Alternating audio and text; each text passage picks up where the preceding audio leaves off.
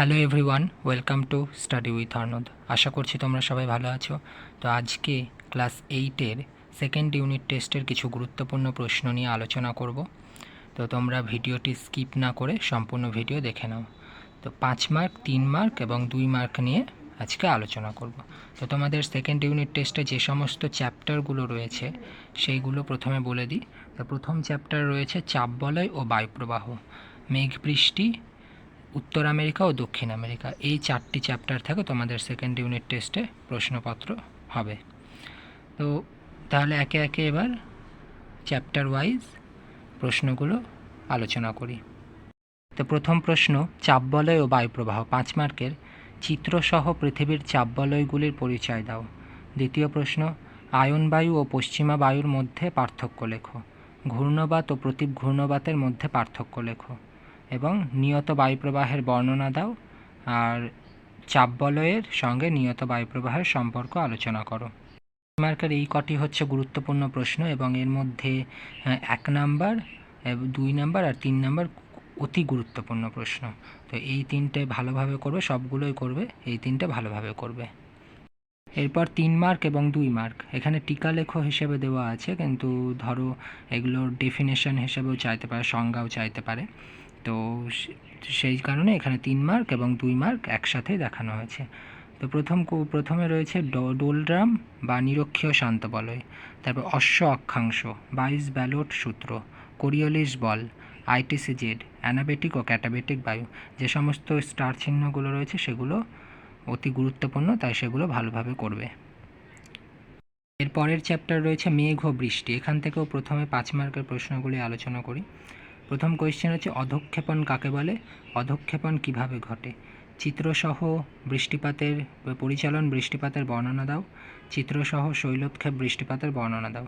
এই তিনটে হচ্ছে প্রশ্ন। এর মধ্যে 2 আর 3 নাম্বার খুবই গুরুত্বপূর্ণ প্রশ্ন, এই দুটির মধ্যে আসার সম্ভাবনা রয়েছে। টিকা লেখো, বা এখান থেকেও সংজ্ঞা হিসাবেও আসতে পারে 2 মার্কের, 3 মার্কের। সমবর্ষণ রেখা, বৃষ্টিচ্ছা অঞ্চল, শিলাবৃষ্টি, আপেক্ষিক আর্দ্রতা এবং রেনগোজ। তো যেগুলো স্টার চিহ্ন হয়েছে সেগুলো গুরুত্বপূর্ণ, সবগুলোই করবে, ওগুলো ভালো করে করবে। এবং অতিরিক্ত প্রশ্ন এই চ্যাপ্টার থেকে তোমরা পড়তে পারো। অধিক উচ্চতার মেঘ, মধ্যম উচ্চতার মেঘ ও নিম্ন উচ্চতার মেঘের বর্ণনা দাও। এই প্রশ্নটি অতিরিক্ত প্রশ্ন হিসেবে পড়তে পারো। এরপরে রয়েছে উত্তর আমেরিকা। উত্তর আমেরিকা থেকে 5 মার্কের প্রশ্ন কতকগুলি নির্বাচন করা হয়েছে, সেগুলোর মধ্যে অতি গুরুত্বপূর্ণ হলো উত্তর আমেরিকার ভূপ্রকৃতির শ্রেণীবিভাগ করো, যে কোনো একটি বিভাগ সম্পর্কে আলোচনা করো। এই কোয়েশ্চেনটা অথবা হিসেবে আসতে পারে, উত্তর আমেরিকা মহাদেশের পশ্চিমের পার্বত্য ভূমি সম্পর্কে আলোচনা করো। রয়েছে উত্তর আমেরিকা মহাদেশের জলবায়ুর বৈচিত্র্য বা বিভিন্নতার কারণগুলি আলোচনা করো। 3 নম্বর কোয়েশ্চেন রয়েছে উত্তর আমেরিকার হ্রদ অঞ্চলের খনিজ সম্পদ, কৃষিকাজ ও পশুপালনের সংক্ষিপ্ত বর্ণনা দাও। উত্তর আমেরিকার হ্রদ অঞ্চলের শিল্পোন্নতির কারণগুলি লেখো। কানাডিয়ান শিল্ড অঞ্চলের খনিজ সম্পদের সংক্ষিপ্ত বিবরণ দাও, অথবা কানাডা শিল্ড অঞ্চল খনিজ সম্পদে সমৃদ্ধ ব্যাখ্যা করো। এই যেগুলো স্টার চিহ্ন রয়েছে সেগুলো ভালোভাবে করবে। একটি প্রশ্ন রয়েছে কানাডিয়ান শিল্ড অঞ্চল কাষ্ঠ ও কাগজ শিল্পে উন্নত কেন। মৃত্যু উপত্যকা, পানামা খাল, গ্র্যান্ড ক্যানিয়ন, কর্ডিলেরা, উত্তর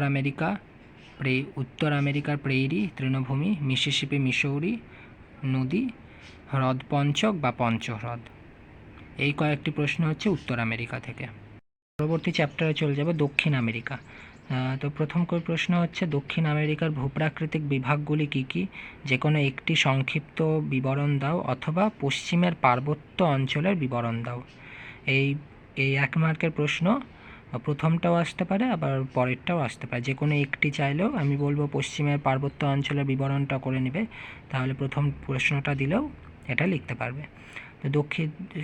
দ্বিতীয় প্রশ্ন, দক্ষিণ আমেরিকার জলবায়ুর বৈচিত্র্যের কারণগুলি উল্লেখ করো।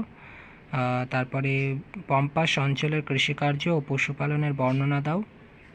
প্রশ্ন হিসাবে পড়তে পারো আমাজন অববাহিকার প্রকৃতি, নদ নদী, জলবায়ু, স্বাভাবিক উদ্ভিদ ও জীবজন্তুর পরিচয় দাও। এখান থেকে এই চ্যাপ্টার থেকে 5 মার্কের এই প্রশ্নটি করতে পারো অতিরিক্ত প্রশ্ন হিসেবে। এরপর রয়েছে টিকা লেখো। টিকা লেখো রয়েছে সেলভা ও চিরকুধুলি অঞ্চল, এই দুটি টিকা এই চ্যাপ্টার থেকে দেওয়া হয়েছে। তারপরে এছাড়াও 3 মার্কের কিছু গুরুত্বপূর্ণ প্রশ্ন দেওয়া হয়েছে, আমার মনে হয়েছে এর মধ্যে থেকে আসতে পারে তাই দিয়েছি। তো পম্পাস অঞ্চলকে দক্ষিণ আমেরিকার শস্য ভাণ্ডার বলা হয় কেন?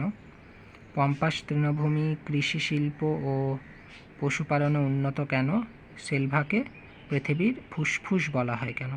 তো এই হচ্ছে কিছু গুরুত্বপূর্ণ প্রশ্ন, যেখান থেকে আশা করছি তোমরা সব কমন পেয়ে যাবে। আমি তোমাদের একবার দেখিয়ে দিচ্ছি, ঠিক আছে?